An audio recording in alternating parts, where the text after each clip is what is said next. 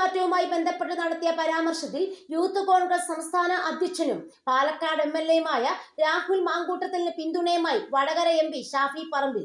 Youth Congress എല്ലാ കാലത്തും സ്വതന്ത്ര അഭിപ്രായം പറയാറുണ്ടെന്നും അത് പാർട്ടിക്ക് നല്ലത് എന്ന സ്പിരിറ്റിൽ കോൺഗ്രസ് എടുക്കുമെന്നും ഷാഫി പറമ്പിൽ പറഞ്ഞു.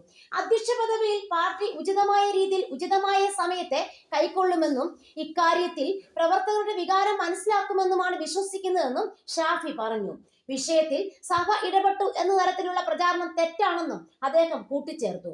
കഴിഞ്ഞ ദിവസമാണ് കോൺഗ്രസിലെ നേതൃമാറ്റവുമായി ബന്ധപ്പെട്ട് രാഹുൽ മാങ്കൂട്ടത്തിൽ രൂക്ഷ വിമർശനം ഉന്നയിച്ചത്. പുനഃസംഘടനയുമായി ബന്ധപ്പെട്ട് എന്തിനാണ് ഇത്രയും അനിശ്ചിതത്വമെന്നാണ് രാഹുൽ ചോദിച്ചത്.